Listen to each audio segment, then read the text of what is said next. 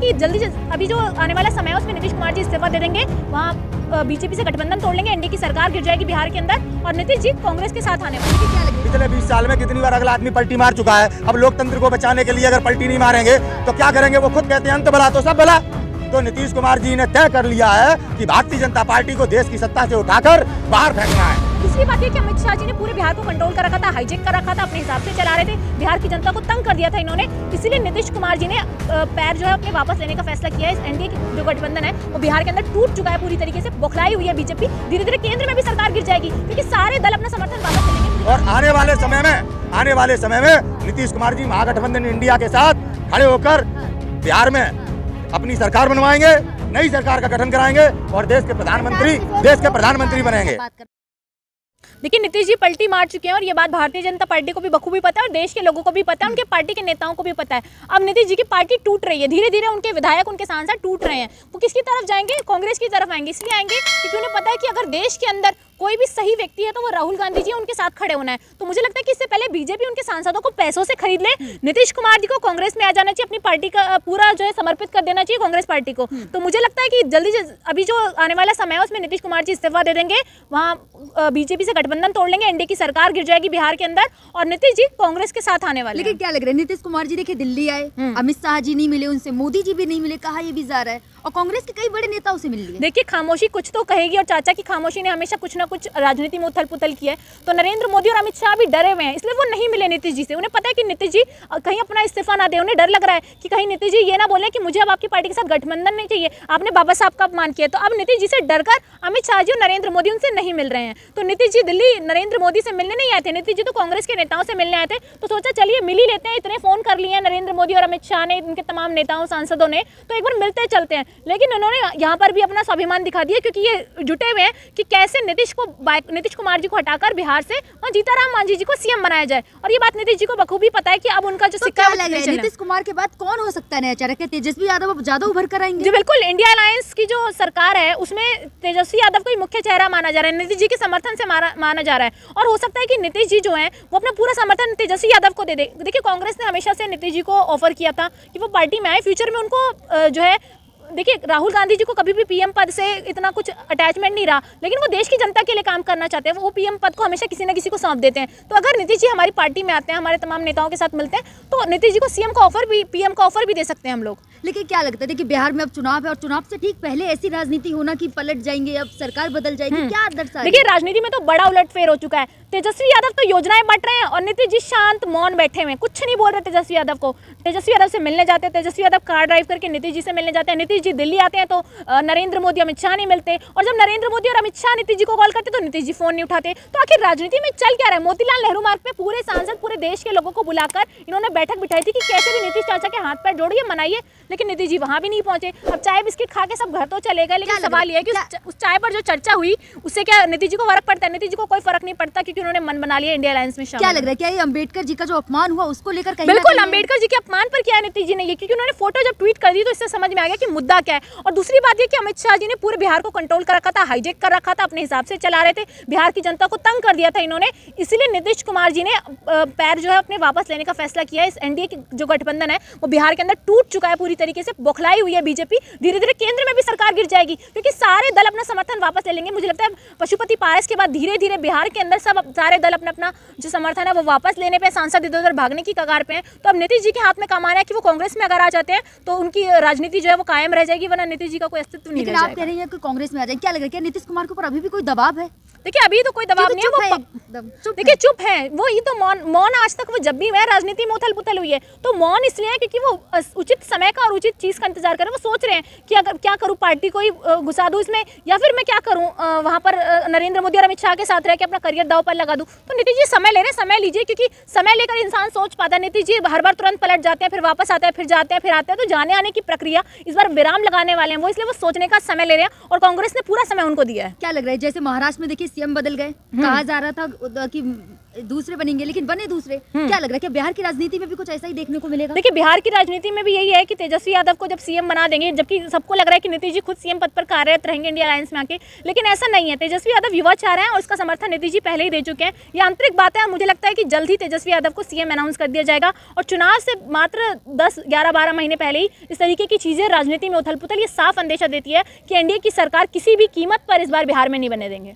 लेकिन क्या लग रहा है, नीतीश कुमार का इस्तीफा क्या एक्सेप्ट करेगी बीजेपी? क्यों नहीं करेगी, करना पड़ेगा। इस्तीफा दे रहे हैं, वो नहीं रहना चाहते क्योंकि उन्होंने हमेशा से अंबेडकर जी का अपमान किया है। बीजेपी ने हमेशा उनको कंट्रोल करने की कोशिश की, पूरे बिहार को कंट्रोल करने की कोशिश की। बेशक सीएम नीतीश जी हैं, लेकिन जो काम हो रहे हैं वहाँ पर, जो चीज़ें हो रही हैं, वो सिर्फ और सिर्फ अमित शाह के इशारे पर हो रही हैं। तो मुझे लगता है कि नीतीश जी का एक बहुत अच्छा फैसला है, जिसके लिए स्वागत है उनका इंडिया अलायंस में, और इंडिया अलायंस के साथ मजबूती से खड़े रहेंगे वो। तो मुझे लगता है कि आगे उनको पीएम पद भी ऑफर किया जा सकता है। क्योंकि बिहार की राजनीति में लगातार ऐसी हवाएं चलती रहती है। पहले जब चुनाव था बिहार का, उस टाइम पे भी ऐसी हवा चली थी कि नीतीश कुमार पलटी मारेंगे। देखिए, राजनीति की शुरुआती बिहार से होती है और बिहार तो एक ऐसा स्टेट है जहाँ से राजनीतिक करियर बनता है। बड़े बड़े राजनीतिक लोग वहाँ से निकले हैं। तो मुझे लगता है नीतीश जी राजनीति की समझ रखते हैं, वो उचित समय पर उचित निर्णय लेते हैं, लेकिन उनका एक निर्णय गलत हो गया, दोबारा भाजपा में जाना, जिसका खामियाजा जो है उनको भुगतना पड़ रहा है। अब वो वापस पलटी मार रहे हैं, तो पलटी अच्छे के लिए मारते हैं तो स्वागत है। राहुल जी ने तो हमेशा कहा था जो आना चाहता है आइए, जो जाना चाहता है वो जाइए। तो अब नीतीश जी अगर आना चाहते हैं खेमे में तो आइए, बहुत स्वागत है आपका।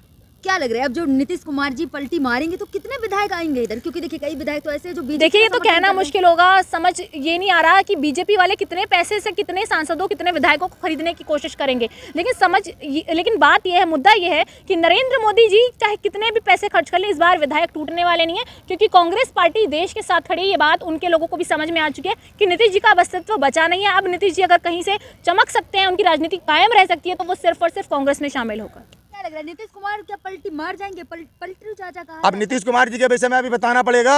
पिछले 20 साल में कितनी बार अगला आदमी पलटी मार चुका है। अब लोकतंत्र को बचाने के लिए अगर पलटी नहीं मारेंगे तो क्या करेंगे? वो खुद कहते हैं अंत भला तो सब भला। तो नीतीश कुमार जी ने तय कर लिया है कि भारतीय जनता पार्टी को देश की सत्ता से उठाकर बाहर फेंकना है। मुंगेरी लाल के हसीन सपने हैं, नीतीश कुमार कह रहे हैं ना पलटा हूं ना पलटूंगा। हाँ, वो हमेशा ऐसे ही कहते हैं। अमित शाह जी ने भी कहा था मंच पे खड़े हो गए कि नीतीश बाबू के लिए हमारे दरवाजे बंद हैं। और आज अमित शाह जैसे पलटू राम जो भारत के गृह मंत्री हैं, उन्हें मुख्यमंत्री बनाए बैठे हैं। तो आपने ये सवाल कभी अमित शाह से तो किया नहीं होगा, क्योंकि आप पहुंच नहीं सकते वहां तक। भारत का प्रधानमंत्री, गृह मंत्री मीडिया के सवालों से डरता है, देश के नौजवानों के सामने आने से डरता है। डर रहे हैं क्या? डरे हुए मोदी हैं, डरे हुए भाजपा है। नीतीश कुमार जी डरे हुए नहीं है। एक बिहारी सब पर भारी कहावत है, कोई हंसी मजाक नहीं है। बिहार से टकराओगे तो कुर्सी के साथ साथ जो कुछ कमाया है वो भी खो जाएगा। कोई और चेहरा है नीतीश कुमार के अलावा बिहार में? नीतीश कुमार जी के अलावा बिहार में तो चेहरे ही चेहरे हैं। बिहार में तो इतने चेहरे हैं कि 4 नई पार्टियों का गठन करके 4 प्रधानमंत्री, 4 गृह मंत्री, 4 रक्षा मंत्री बनाए जा सकते हैं। बिहार में कमी नहीं है, देश चला रहे हैं बिहार के नागरिक, बिहार का IPS, बिहार का IAS। समझ में, जितने सचिवालय में बैठे लोग हैं ज्यादातर बिहार के लोग हैं। लेकिन नीतीश कुमार जी देखिए अब दिल्ली आए, एक पावरफुल आदमी है। दिल्ली आए थे मोदी और भारतीय जनता पार्टी ने, अमित शाह ने, नड्डा जी ने, नरेंद्र मोदी जी ने हमें जिस तरह से अभी नीतीश कुमार जी का अपमान किया, उन्हें दिल्ली से भगाया। उन्हें, और इसका क्या मतलब है? उन्हें दिल्ली से अपमानित करके इन्होंने भगाया। अब आप कह रहे हैं नीतीश जी पलटी नहीं मारेंगे। नीतीश कुमार जी और बिहार का नागरिक भारत के लोकतंत्र को बचाने के लिए कुछ भी कर सकता है। जेपी दादा को भूलना मत, इंदिरा गांधी जैसी सशक्त प्रधानमंत्री जिन्होंने भारत का विश्व में नाम गौरवान्वित किया। बना देंगे अगर पलटी मान ली तो। बिल्कुल, नीतीश कुमार जी भारत के लोकतंत्र को बचाने के लिए कुछ भी कर सकते हैं। अंत भला तो सब भला। और आने वाले समय में नीतीश कुमार जी महागठबंधन इंडिया के साथ खड़े होकर बिहार में अपनी सरकार बनवाएंगे, नई सरकार का गठन कराएंगे और देश के प्रधानमंत्री बनेंगे। क्या प्रशांत किशोर को रोक नहीं पा रहे बिहार में? क्या बात कर रहे हैं? कौन नहीं रोक पा रहा प्रशांत किशोर को? लगातार प्रोटेस्ट कर रहे हैं। क्यों प्रोटेस्ट करना? लोकतांत्रिक अधिकार है। वो अपने नौजवानों की लड़ाई को लड़ रहे हैं, क्यों रोके उन्हें? उनकी मांगों को मानना चाहिए, उनकी मांगों को पूरा करना चाहिए। आज भारतीय जनता पार्टी जिस तरह से बिहार में, चाहे प्रशांत किशोर जी हो, चाहे बिहार का नौजवान हो, चाहे बिहार के बड़े बड़े नेता हो, जो आज नौजवानों के साथ हुए अन्याय किया है भारतीय जनता पार्टी की डबल इंजन की सरकार ने, उस अन्याय के खिलाफ लोग लड़ रहे हैं। आज स्टूडेंट पावर दिखानी होगी। देश का युवा, देश का स्टूडेंट आज डरा हुआ है, वो मर चुका है। उसे जिंदा होना पड़ेगा और अपनी आवाज को बुलंद करना पड़ेगा। देश का भविष्य संकट में है। क्या नीतीश कुमार इंडिया गठबंधन में आ जाएंगे? इंडिया गठबंधन के संयोजक हैं वो, हाँ। कल भी थे, आज भी हैं। और नीतीश कुमार जी के हाथ में आज लोकतंत्र, मतलब आप भारत कह रहे हैं के, बीजेपी कल भी इंडिया गठबंधन देख रही थी और आज भी देख रही है। बिल्कुल। मैं क्या कह रहा हूँ, संयोजक कौन था? कौन था? नीतीश कुमार। महागठबंधन की नींव किसने डाली? नीतीश कुमार। आज आपके कहने से आप क्या समझती हैं कि नीतीश कुमार जी महागठबंधन का हिस्सा ही नहीं है? हाँ। मतलब राजनीति क्या अमित शाह को आती है? चले गए थे ना छोड़ के। राजनीति अमित शाह को आती है, हाँ। राजनीति केवल मोदी जी को आती है। यही चाणक्य है। चाणक्य नहीं है। अरे चाणक्य है नीतीश कुमार जी। चाणक्य आने वाले समय में आपके सामने आ जाएगा, यही मोदी जी और यही शाह जी नीतीश कुमार जी की चरण वंदना करते मिलेंगे। नीतीश भैया राम राम, भैया राम राम। गलत बात और बोल नीतीश रहे हैं। बाबू जी नहीं कुमार बोलेंगे। पैर छूते हैं मोदी जी के, नीतीश कुमार पैर छूते हैं, कई बार छुए हैं। सम्मान किया, सम्मान मिला। हाँ। जब सम्मान नहीं मिलता है हाँ। तो फिर अपने तरह से चला जाता है। हाँ। नीतीश कुमार जी एक अच्छे व्यक्तित्व के व्यक्ति हैं। उनने सदैव भारत के प्रधानमंत्री या किसी भी नेता का सम्मान किया। आज जिस तरह से नीतीश कुमार जी को पूरे भारत में अपमानित करने का काम किया, बाला साहेब ठाकरे को और उद्धव ठाकरे जी को, उनकी पार्टी को जिस तरीके से इस पूरे भारत में अपमानित किया गया, आज पूरा विपक्ष इनके कर्मों से दुखी होकर एकजुट है। आने वाले समय में देश देखेगा कि नई सरकार भारत में विपक्ष एकजुट होकर बनाने जा रहा है। ये है भारत का सत्य।